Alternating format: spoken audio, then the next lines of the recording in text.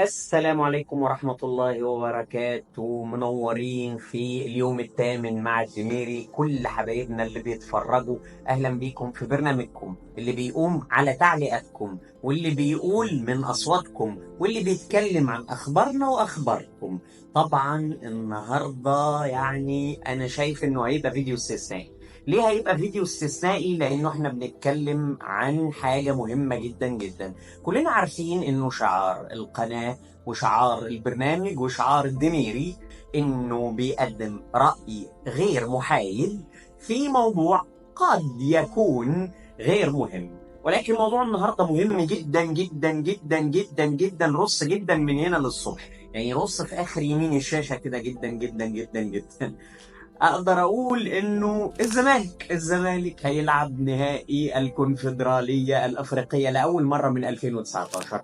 اخر نهائي للزمالك في الكونفدرالية الافريقية هو كان اول نهائي، كان قدام نهضة بركان مع كريستيان جروس العراب السويسري في 2019، واللي توجنا فيه باللقب بعد تعادل في مجموع المباراتين ذهابا وايابا 1-0 للاباكوجو في الملعب البلدي في بركان. انا متذكر الجول ده قوي. و1-0 لمحمود علاء من ركلة جزاء، وكان حسبها الحكم القصير قوي ده مش فاكر اسمه. وتوج الزمالك بركلات الجزاء، واللي كانت مولد لنجم مهم جدا زملكاوي احنا كلنا بنحبه، زيزو صاحب ركلة ترجيح الجزاء الأخيرة. بعدها طبعا الزمالك وصل نهائي أفريقيا ولكن دوري الأبطال. وبرضو السنة اللي قبل ما يوصل نهائي أبطال أفريقيا لعب في فبراير الجميل وفاز بالسوبر الأفريقي على حساب الترجي الرياضي التونسي لأهداف يوسف أوباما وأشرف بن شرقي في ملعب الغرافة. يا سلام على رأي حفيظ الدراجي، أشرف بن شرقي جاءكم من المغرب من كازا إلى ملعب الغرفة. يا سلام. الحمد لله، ذكريات كويسة، يا رب يعيدها إن شاء الله في 2024. الزمالك في مايو هيلعب نهائي الكونفدرالية الأفريقية الثاني في تاريخه، وإن شاء الله يبقى التتويج الثاني في تاريخ الزمالك أمام نفس المنافس اللي لعب أمامه النهائي الأولاني، النهضة البركانية، الفريق المغربي المحترم اللي توج بعد كده بالمسابقة دي في عام 2020 أعتقد على حساب بيراميدز، و2021 بس مش متذكر مين كان معاه في النهائي للأمانة. وعايز اقول لكم انه التفاؤل يسود الجميع، ولكنه تفاؤل حذر على الجميع ان يكون حذر بشان الزمالك وبشان منافس الزمالك. منافس الزمالك فريق مش سهل على الاطلاق، فريق من شمال افريقيا يجيد اللعب التكتيكي المنظم، يجيد استهلاك الوقت الشرعي، يجيد الاثاره والاستفزاز، يجيد كل فنون كره القدم التقليديه القديمه في القاره. ليه؟ لانه فريق شمال افريقي متمرس زي ما قلنا، له تاريخ فاز بالبطوله مرتين بعد ان خسر النهائي امام الزمالك في 2019. انا مهتم وانتم مهتمين، وكل اللي بيتفرج على القناه سواء كان زملكاوي او بيشجع انديه منافسه، مثال الاهلي، مثال بيراميدز، مثال الاسماعيلي، مثال المصري، مثال الاتحاد السكندري والمنصوره والترسانه والمقاولين، كل الناس في مصر مهتمه. هتقول لي ليه كل الناس في مصر مهتمه؟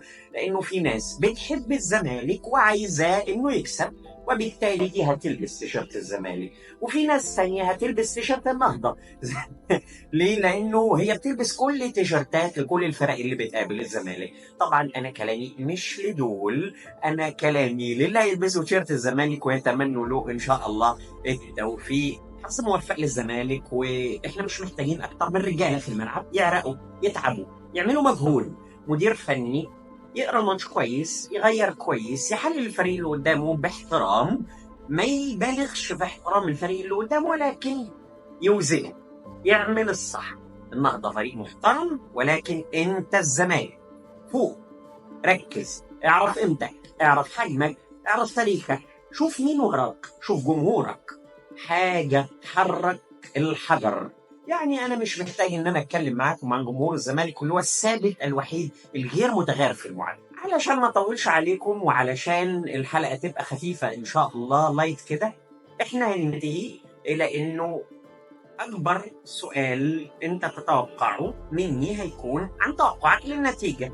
طيب وايه اكتر جائزه تتوقعها؟ احنا كنا ماشيين بارقام يعني مقبوله، محبوكه شويه، كنت عايز اقول محبوكه شويه، كنا بخله حبتين، وبالتالي ما كناش بنزود قوي في الاماونت بتاعت الجوائز، المبالغ يعني بتاعت الجوائز.